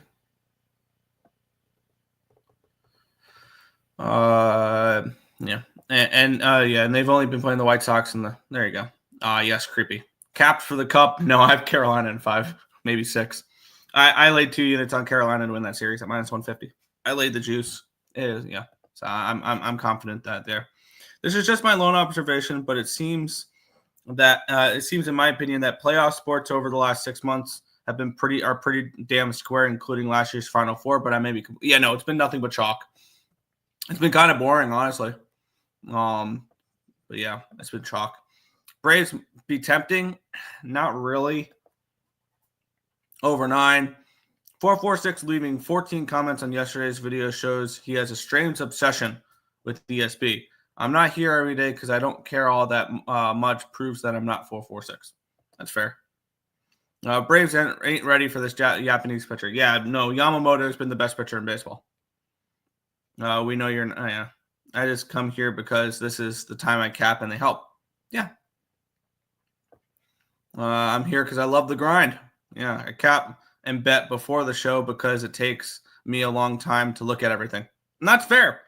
And I do the same thing before I watch any other content, is I have all my bets put in before all that, so I'm not influenced by other people. I'm here because iSex is here. Fair. Lean Braves. Yeah, I took over the games before. I look over the games before, but I place my bets during the show or write them down for after or whatever works for you. Yeah, exactly. 446 is different, not a good different. Yeah, 456 started to comment on my Twitter post too, so I blocked him to get that negative energy as far away from me. Yeah. Oh man, I posted my whole card earlier in the comments, but don't worry, it was like 6 plays. I didn't see it. That's weird. I like people with good energy. Yeah, he is quite an unhappy individual. Yeah, he is the prime definition of an overreactor. One tiny thing goes wrong and it's all collapsing. We'll move on though. He ain't here. Let's not talk about it. Houston Astros and the Chicago White Sox minus 235 for the Astros, total of 7.5 in this game. Line opened up 215. It's now 235. So do have a move towards Houston. Line opened up 7.5 at minus 110. It's now 7.5 minus 125. So I move towards the over in this game as well. We have 89% tickets and 92% of cashes on the Astros. And this line's moving towards them, 96 and 97 on the over. So very public for the Astros in the over. No shock. And at least the lines are moving towards those directions for those who want to back them. For Valdez, a 4 ERA, 1.19 whip, 7.75 strikeouts per nine, which is 21%, 3.25 walks per nine, a 273 BABIP, but 3.69 FIP, and a 3.94 Sierra. On the flip side, Canning, a 4.5 ERA, 1.44 whip, 7.59 strikeouts per nine, which is 19%, 4.78 walks per nine, a 264 BABIP, a 5.21 FIP, and a 4.77 Sierra. Bullpen edge, Houston, Hitting edge, Houston, 91 WRC plus, which is 22nd, compared to 61, which is 28th. For me, I would lean towards an under in this game if I'm getting involved with it. I don't trust the White Sox to hit against Valdez. They really struggle against left-handed pitching. And I could see the Astros kind of struggling a little bit offensively. Not overly too much, but I can see them struggling a little bit offensively in this game. Maybe it's a White Sox team total under, because I would probably rely more on Valdez and Canning. I don't think that's really splitting atoms there, though. So maybe this is a White Sox team total under in the spot. Kind of leaning Astros run line or something along those lines. They're just, ridiculously expensive. Being a road team at minus 235, the run line's minus 135. That's an absolute no thank you. You can get +2 with the White Sox at minus 120. That's kind of interesting there. +2.5, minus 140. At that number, those numbers are kind of interesting there for the +2, +2.5 range. But is it something I'm going to get involved with? No, it'd probably be more lean towards the White Sox team total under, a full game under, something like that. But no play here for me.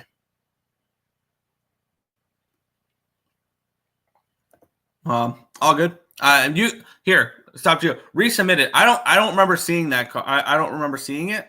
So if you want, you can repost it. I will go over it. White Sox money line. Braves +1.5, minus 110. Fade the slanty eyes. Alrighty then. LOL. So it's the DMV versus the Kakalakis for the Cup. No, I think Florida wins the East. I think Florida goes back to the Stanley Cup final. Pass. How much of a difference is 112 WRC plus and a 93? Is it that big? Yeah.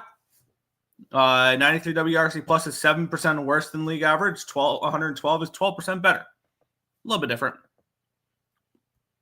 We'll move on. We still got 5 games in the MLB remaining. Seattle Mariners and the Texas Rangers, minus 115 favorites are the Mariners, total 8 in this game. Taking a look at the line history in this one, where it's reloading for whatever reason. Don't even tell me I lost the line history page. It's don't even tell me it crashed out on me. All right, cool. I don't have the line history at the moment. Hopefully that reloads. We have 42% of tickets and 79% cash on the Rangers right now. And then we have 93% tickets and 94% cash on the over in this game. Taking a look at the line history in this one here, where it opened up. There we go. We have, not the line history because the site is crashed. Cool. I don't have line movements at the moment. Brian Wu, a 3.09 ERA, 0.97 WHIP, 8.44 strikeouts per nine, which is 24%, 1.97 walks per nine, a 244 BABIP, a 3.17 FIP, and a 3.60 SIERA. On the flip side, Jack Leiter. I like Jack Leiter a little bit. 2.03 ERA, 0.98 WHIP, 8.78 strikeouts per nine, which is 25%, 3.38 walks per nine, a 235 BABIP, a 2.26 FIP, and a 2.71 SIERA. Bullpen edge, Texas. Hitting edge, though, massive one towards the Seattle Mariners. 133 WRC plus, second in baseball compared to 90, which is 24th. I'm kind of interested in the Rangers in this spot if I was looking at a side in this game. But I lean towards I feel like it's just a lean. But I would only look towards the Rangers in this game. I feel like this is a spot where the Rangers look kind of sharp in this one. And do we trust the Mariners bats to continue doing what they're doing? I like the Mariners bats at the moment. They've been awesome as of late. I think Leiter can pitch well, though, in this game. And I like the Rangers bullpen's been pretty good. And I'm interested in the Rangers. I think I'm going to move on the Rangers here. Even money over on Fanatics. I think that they are. I think the Rangers are the side in this game. I'll play them full game. Even money. Texas Rangers here for me in this one. In this game, I feel like they are the better side. They're not the better team right now, but I think they are the side in this game. So I'm going to be on the Rangers here in this spot.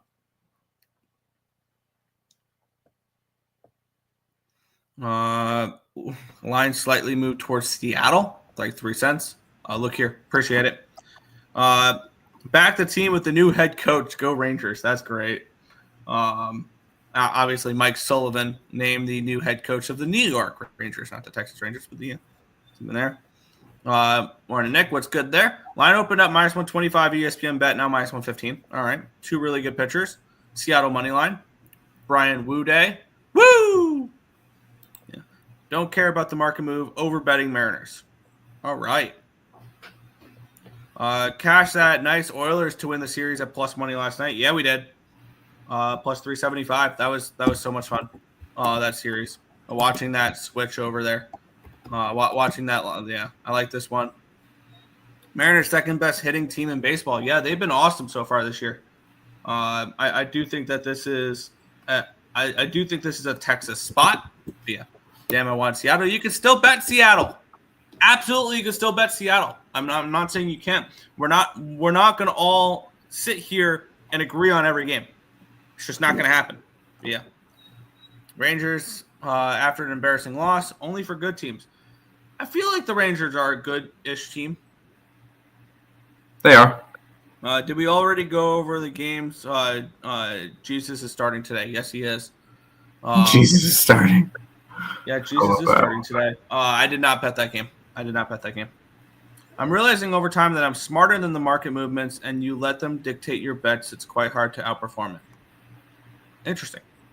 I don't let them dictate my bets. I let them help steer me in directions at some points, but they're not. That's not the end all be all.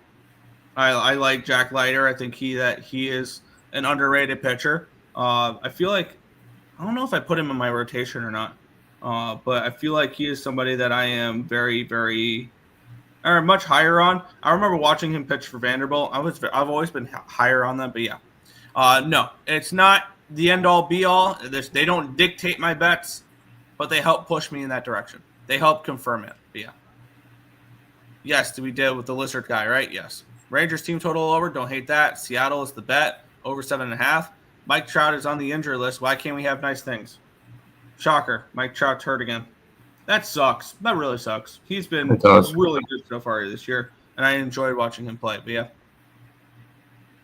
yeah.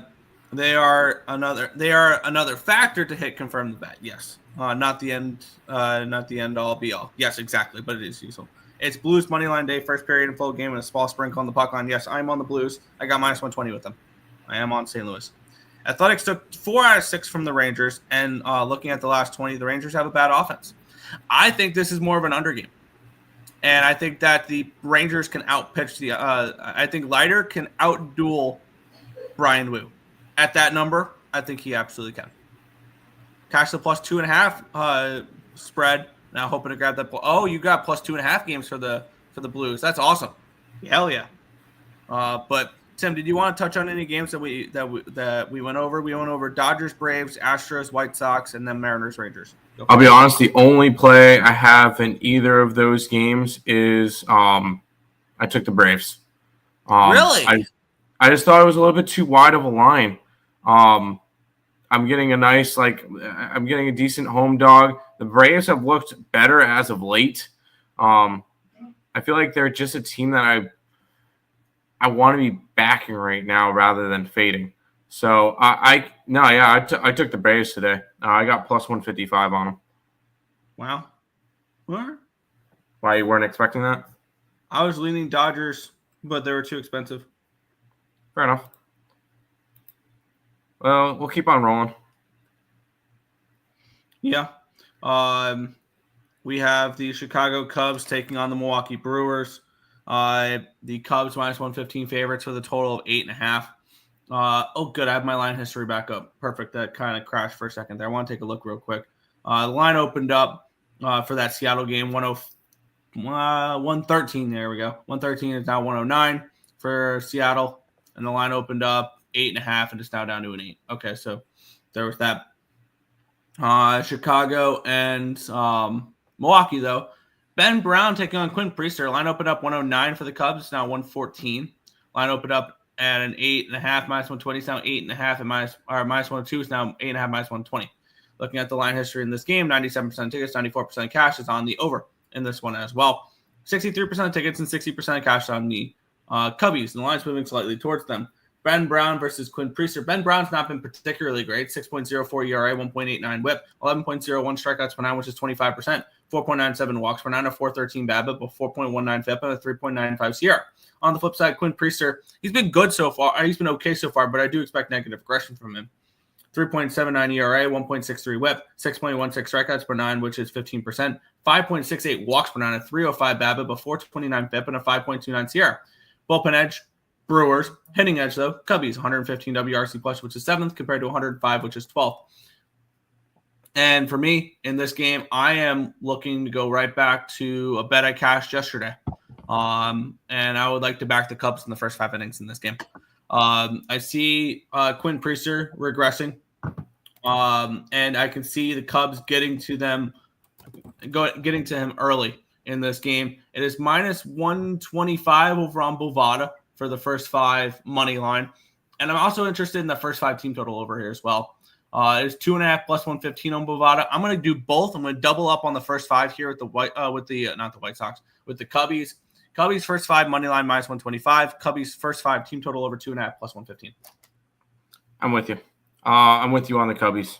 Once again, this is a team that or at least I am high on coming into the year, is the Chicago Cubs. And obviously they're number 2 in my power rankings. And honestly, I can't really. I can't bump them up in my power rankings just yet. I'll probably have a new number 1 after this week, to be honest. But this is a Cubs team that I have top 3 in the league. I think they're a really good team for a reason. So I think they're going to win road games. So Cubs money line minus 115 for me in this one. Fair. What did he lead off? It says 13. Let's take a look here. I left off. There. Who's home first, Leafs, or I believe it's the who do you call it's home first? The Leafs are home. Leafs. Yeah, Leafs are home first. Yep. They won the division. Yep. And yet they're pretty big dogs. Contest again, just MLB. Yes. The contest will only be MLB for the entire year. Leafs home. Yes, just MLB for the contest. But they don't have home ice advantage. It's a Library Wine Club for Toronto. Braves haven't really faced anyone except the D-backs. I still think the Braves are going to be better. They've got too good of a roster to be this bad. Over, Cubs, Brewers. Kind of want to take Brewers team total over. Cubs first 5. Brewers coming off of an 8-0 loss to the White Sox. I saw a crazy stat with the White Sox, Nick, yesterday. The White Sox have 8 wins. 5 of them are by 7+ runs. Yeah, because I feel like the teams give up once they're down big to the White Sox. They're like, yeah, we're good. Yeah, like their wins this year: 8-1, 9-0, 11-1, 3-2, 8-4, 3-0, 7-3, 8-0. Oh, by the way, Nick, crazy. you love your Guardians, right? Yeah. They have the same run differential as the White Sox. Oh, fuck off. Nick, are you doing the thing where you get last year's team eliminated, walking through the door? Yep. Yes, he is. Yep, I have. Brewers getting some home runs today. No reason to be losing to the White Sox 8-0. That was kind of funny. All right, Nick, we head to St. Louis where the Mets and the Cardinals go. I feel like we just saw this matchup not too long ago. We did. They did a 4-game series. Yeah, I know. We have the New York Mets. They're minus 115, minus 120 favorites in this game. And sign's actually, I believe, gone down. Yes, the line opened up 118. It's now 111. So we have a 6-7 line movement towards the Cardinals in this game. Line opened up 7.5 minus 117. It's now 7.5 minus 115. Taking a look at the line history in this one here, we have 23% of the tickets and 58% of the cash on the Cardinals. Cardinals look really sharp in this game. 94% of tickets and 92% of cash is on the over. I've noticed, though, so far this season, a lot of teams have looked sharp against the Mets and have not won. So not saying that the Cardinals will or will not lose or will or will not win, but I've seen this before where we've seen teams in the markets look really sharp to fade the Mets and hasn't really gone that way. Sometimes, and that's one thing to learn when you're looking at markets and stuff like that, which teams, even times where they're ultra public and the line's moving against them, still win games. The Mets have been one of those teams this year. Yep. Clay Holmes is a 2.64 ERA, 1.27 WHIP, 10.57 strikeouts per nine, which is 27%, 3.82 walks per nine, a 3.25 BABIP, a 220 FIP, and a 3.38 SIERA. On the flip side, Sonny Gray, 3.6 ERA, 1 WHIP, 8.49 strikeouts per nine, which is 24%, 1.8 walks per nine, a 253 BABIP, a 3.82 FIP, and a 3.5 SIERA. Bullpen edge, Mets. Hitting edge actually goes towards the Cardinals a little bit here. 109 WRC plus, which is 10th against righties compared to the Mets. 104, which is 14th. So it's a slight edge, nothing crazy. I'm not really too interested in this game. In this spot, I feel like we've seen this plenty of times. So the Mets look ultra sharp, or where it looks ultra sharp to bet against the Mets, and it never really works out that way. So I feel like this could be one of those sharp trap spots where like I don't know, something along those lines where the sharp team loses. Not a game I'm getting involved with, but I would lean Cardinals though. I would lean Cardinals, but I'm not betting it. I'm taking the Mets. We just saw these two teams play, and the Mets took all 4 games from the Cardinals. And they covered run lines in 3 out of the 4 games. The one they didn't was a walk-off win. There's a big difference between the Mets and the Cardinals right now. Cardinals got off to a good start. They are no longer on that good start. They are now 14-18. They've dropped. And I feel like this is just a spot. The Mets come in. They take care of business. They'll win 2 out of 3. They'll go to Arizona. They'll win 2 out of 3, and they'll come back home. But you look at the upcoming schedule for the Mets, and this is going to be a very telling stretch. 3 at St. Louis, 3 at Arizona. They come home. 3 versus the Cubs, 3 versus the Pirates, where you'll most likely have to face Skeens. They head to Yankee Stadium for 3. They head to Boston for 3.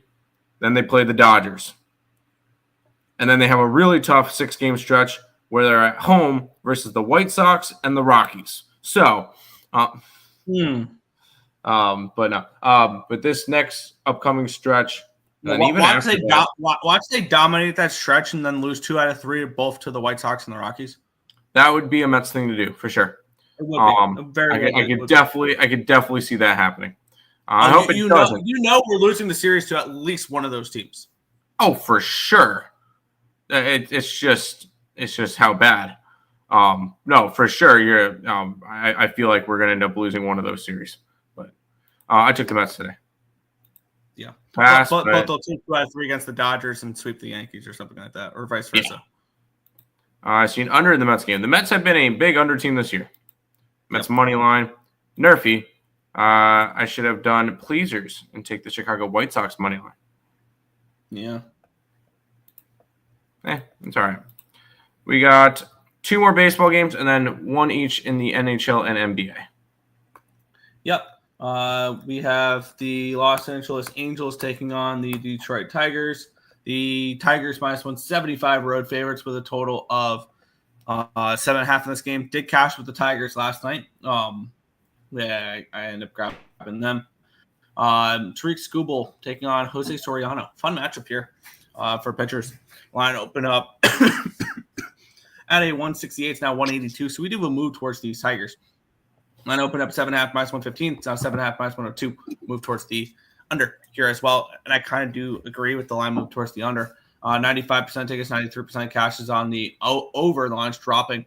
89 and 96 is on the Tigers. And the line's moving towards them at the very least for those who want to back the Tigers. We have Tariq Skubal taking on Jose Soriano. Tariq Skubal has been awesome. 2.34 ERA, 1.04 WHIP, 10.38 strikeouts per nine, which is 29%, 1.3 walks per nine, a 3.11 BABIP, but 2.42 FIP, and a 2.74 SIERA. On the flip side, we have Jose Soriano, who I expect better from, a 4.5 ERA, 1.09 .47 whip, 6.88 strikeouts per nine, which is 18%, 3.97 walks per nine, a 3.17 BABIP, a 4.02 FIP, and a 3.95 SIERA. Bullpen edge, Tigers. The Angels bullpen's terrible. And then the hitting edge goes towards the Tigers as well. 109 WRC plus, which is ninth, compared to 59 WRC plus, which is 29th in baseball against lefties. The LA Angels, they are not doing anything against lefties. I think Tariq Skubal runs through this Angels squad pretty easily, especially with no Mike Trout. And I think Jose Soriano can pitch decently well against this Tigers squad. Now, I do not trust the Angels bullpen enough, especially with no Ben Joyce in it, for a full game under. However, I will back. I want Skubal part of this under, and I want to back Jose Soriano. I'm on the first 5 under 4 in this game at -120. I think there is a spot here. I think this is one of those games where I would look towards maybe an Angels first 5 team total under as well. If you want to get a little bit involved with that, which I believe that's probably going to be pretty low. It'll probably be a 1.5. Yeah, never mind. 1.5 -140, -145 to the under. So that tells you that Skubal is going to shove in this game, and I feel like Soriano gives you a good performance here as well. I'm on the first 5 under 4 in this game at -120. I'm on the under. I love this pitching matchup, and I was listening to you as you were going, and this is Skubal, who had kind of a rough start to the year. I think he's going to definitely be a contender for the Cy Young Award, because I don't see 2 bad starts in the beginning of the year as a bad thing necessarily. He's coming off of 6 shutout innings of 11 strikeouts versus the Orioles. So the Skubal is definitely getting better, and he gets to go up against an Angels team that has no Mike Trout and is kind of falling apart now. They're now 12-18, which is crazy because I believe they were, 6-game losing streak, and 8 out of their last 9, and 9 out of their last 11 games, and 13 out of their last 16 games they've lost. So this is remember when the Angels, we thought they were good. They won. They were 7-3 at one point, 8-4. We're like, okay, maybe they might be able to do something now. This is not a good Angels team, so I think that they don't hit it all today. So I'm taking the under here. Yeah, the one thing with the under that does worry me is the Angel bullpen, but I'm not as worried about that. I could easily see this game being 6-0. Everyone's on the Tigers probably for good reason. I kind of lean Angels, but I don't know. Tigers money line, Yankees money line. Skubal day, Nerfy in the under. Not a bad look. Draw in the first inning. So basically, yeah, I got that. Skubal to record a win. Wait, Trout is injured again. Yes, Trout is injured. Well, it's not anything significant. They just want to rest him for a little bit, which I know it's crazy to say in second day of May, but yes, he is already injured, which sucks for baseball. I hate to see Mike Trout injured. Would have been an EC legend. Yeah. All right, Nick. Last game on the MLB card, and probably going to be a pass for me. But let's go. Yeah, we have the San Francisco Giants taking on the Colorado Rockies, the Red Hot Rockies. Woof. They've won 2 in a row now to improve to 6-25. Watch out for the Rockies. Let's start planning the parade. Rocking the Rockies here. Let's talk about it. This line Not to mention they have the best closer in baseball. Yeah. This line opened up at a 220. It's all up to a 275. Line opened up 8 at plus money. It's now 8 at -105. So slight move towards the over here as well. Taking a look at the cash flow, 93% of tickets, 91% of cash is on the over. Or on my bet on the Giants. If this total was a 8.5 or higher, I believe this would be a potential cow. 93% tickets, 94% cash on the over. I also believe that this line has surpassed the 280 mark, though. So I think that would have took it out of the qualifications there. Yeah, I'm seeing 290s out there. The only way I would be betting this game is if this hit minus 300, and I'd bet the Rockies. That's it. Let's take a look at the pitching matchup here. Antonio Senzatella and Robbie Ray. Senzatella has been bad this year. He started off pitching well, but we all saw the negative regression coming because he just got lucky as all hell. I think in his first 2 starts, he pitched like 10 innings and had like 17 or 18 or 20 left on base or something like that. It was ridiculous. 5.22 ERA, 1.88 whip. Yeah, 1.88 whip. That tells you everything you need to know there. 3.99 strikeouts per nine, which is 9%. So maybe Senzatella under strikeouts. 1.53 walks per nine, though. Doesn't walk many batters. A 387 BABIP, a 5.91 FIP, and a 4.44 SIERA. On the flip side, Robbie Ray, 3.73 ERA, 1.40 whip, 9.48 strikeouts per nine, which is 25%. 5.46 walks per nine. A 260 BABIP, a 4.87 FIP, and a 4.53 SIERA. Bullpen edge, Giants. Hitting edge, Giants, 99 WRC plus, which is 20th, compared to 62, which is 27th. I would only be looking to bet the Rockies if this line hit minus 300. Other than that, I'm staying off. You know what? I found something to bet. Because I was looking, and by the way, Nick, it was 19 hits in his first 2 starts. He walked a couple guys too. Yes. In those starts, no, he only walked two batters in those first 2 starts. He's only walked 5 batters this year. Yeah. So the walks haven't been bad. I was adding them along. I was saying base runners, but yeah, I got you. Gotcha. But so far this year in his 6 starts, 8 hits, 6 hits, 9 hits, 8 hits, 10 hits, 9 hits. So they kind of just let him go. So if that's the case, and he's allowed at least 4 earned runs in 3 out of his 6 starts, I took his over hits allowed at 5.5. And I kind of wanted to, and I'm going to take his over runs allowed.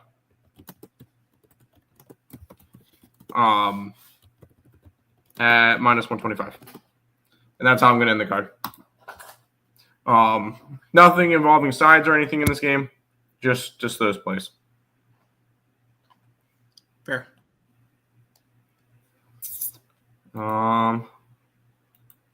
Yanks Stros moneyline parlay.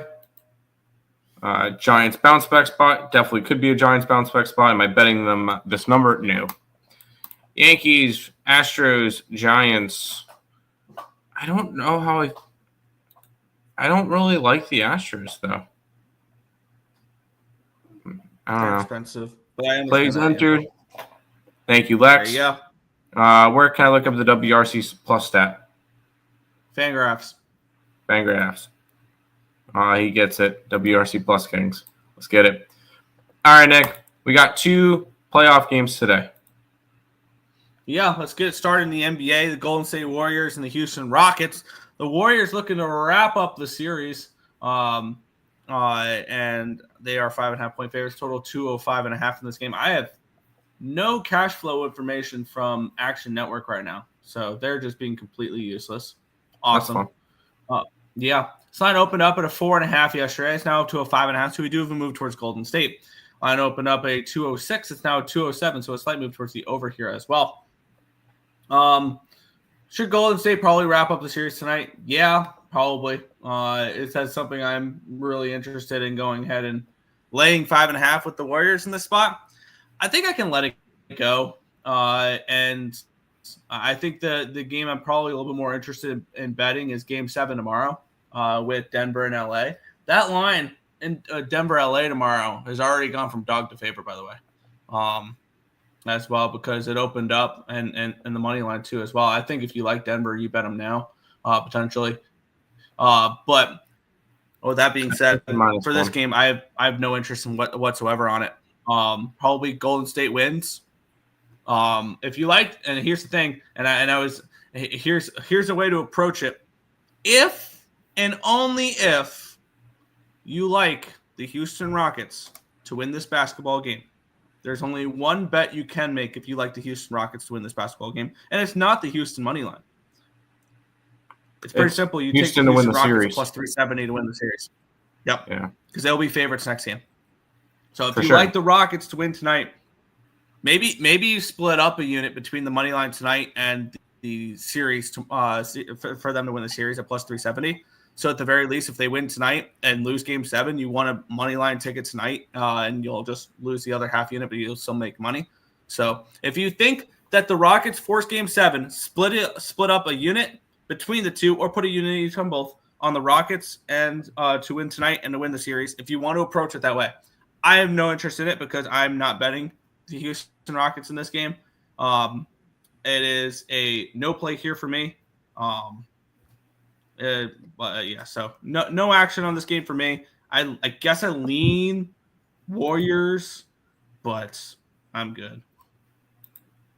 I would have bet the Rockets tonight if the Nuggets beat the Clippers. But the thing is, the NBA, they already got their game 7. And at this point, they're already looking forward to that Warriors T-Wolves series. That's what they want at this point.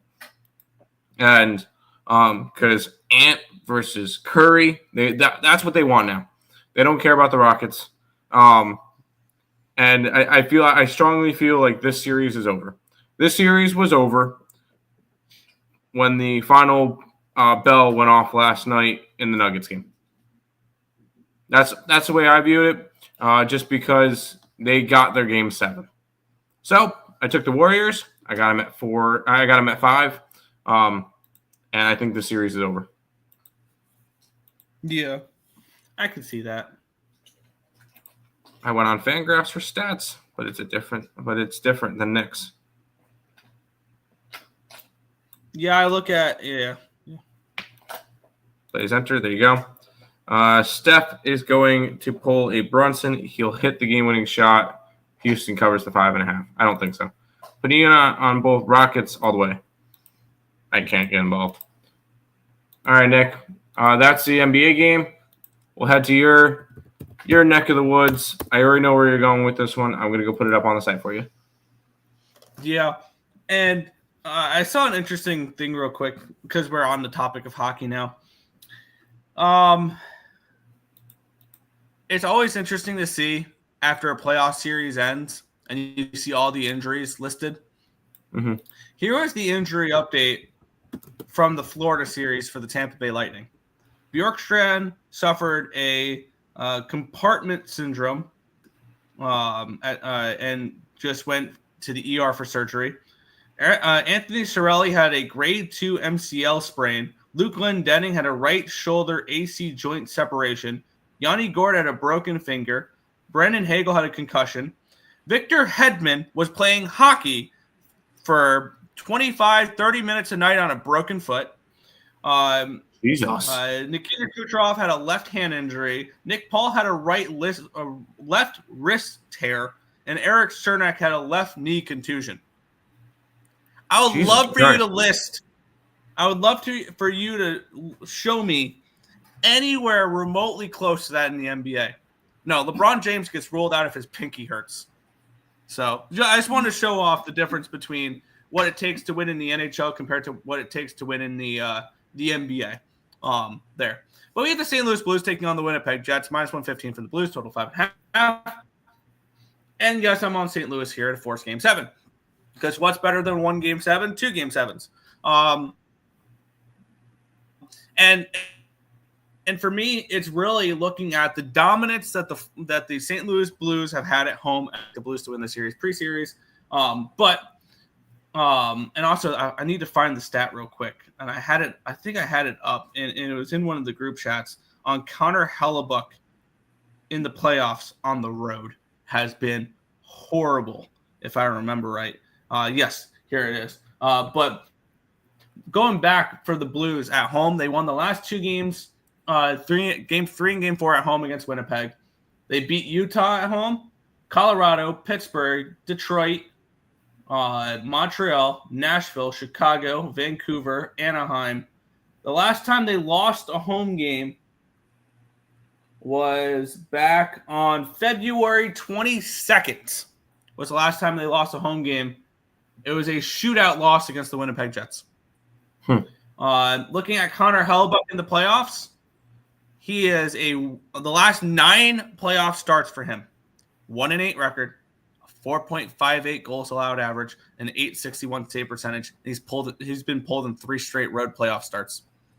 Yeesh. I think that can continue into tonight.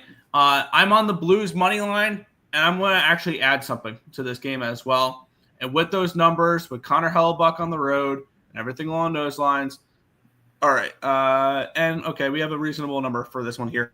I'm on the Blues team total over 2.5 -125 as well. I think the Blues are able to get 3 goals against Connor Hellebuck here on the road. And I'm on the Blues to force Game 7 here in this one. I really, really like this spot for St. Louis. Fair enough. But we'll go back to the chat, and then we'll go from there, Nick. Rockets first quarter, Warriors full game. Yep. As long as the Warriors cover the spread, I don't care. Draw on the Jets. I picked the Jets in 6. No. Boo, Ice X. Oh. Okay. St. Louis first period full game. Wow. NBA players would never. No. Because they obviously and honestly, can we look at it another way? That's the nature of hockey. If you're not playing with that, then it's, I mean, you get frowned upon. And also, hockey is a contact sport. NBA is not. So you're not going to see injuries like that in the NBA. We need a fun day Sunday, Game 7 sweat for the President's Trophy team. President's Trophy curse, right? Yes. We absolutely do. NHL playoffs, best sport in the world. End of discussion. I don't know. I mean, I'm still a big baseball person, so I'll make the argument for. I don't know though. Wait. Can I make an argument? The Boston Celtics are -700 against the New York Knicks. It's obviously the NBA playoffs, right? It's the best one on earth. No. Are they actually that big of favorites? The Celtics are -700. Yeah. Ugh. The thing is, I want to take the Celtics to sweep. Jimmy Surgeon goal. I mean, I wanted to take the Celtics, not that number. Kyrou goal. Connor anytime goal. Verardi goal. So lots of goals. Assist, joining day 2, but hoping to take this month day by day.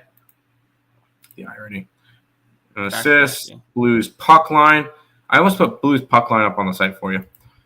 Blues team total over. Celtics -900 now. That's ridiculous. Absolutely ridiculous.